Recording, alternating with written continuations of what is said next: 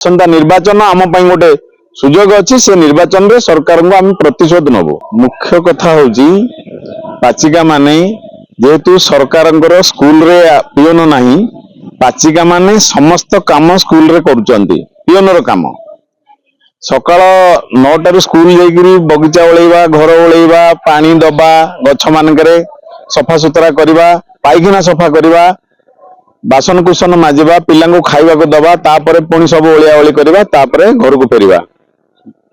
ये समस्त काम करुथला बेले तांकर जो मजूरी से होची 1400 टंका। एबे सरकार 600 टंका बढ़ेबे बोली कहिसंती, एपर्यंत देई नांती।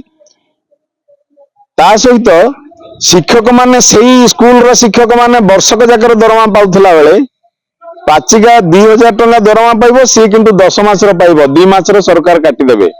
कि प्रकार अन्याय। आमे सेहिति पई आज एठी बसचू। एई जो काम तक सब करिवु किंतु 10 मास रो दरमा पाइबु, टंका 2000 टंका मासको दरमा पाइबु। ये को न्याय होउची? आधुनिक समाज रे ये को न्याय होउची?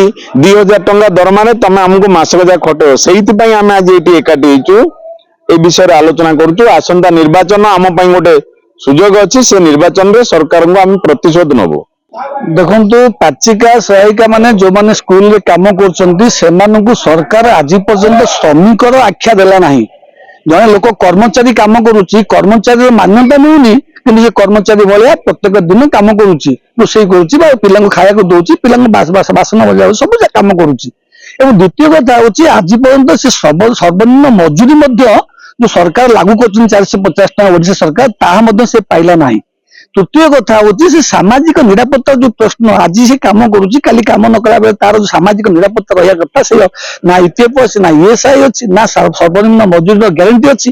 ई कौनसी ग्यारंटी नथिला बेले 1,70,000 भारत ओडिशा रे ये काम करछन पाचिका हिसाब रे। पूरी शहर रे मध्य प्रत्येक स्कूल 2 जण पाचिका काम करछन। तो जेला ताको सर्वनिम्न मजूरी नाही, सामाजिक निरापत्ता नाही, ईपीएफ नाही, ईएसआई नाही, श्रमजीवी कर्मचारी भाबे मान्यता नाही।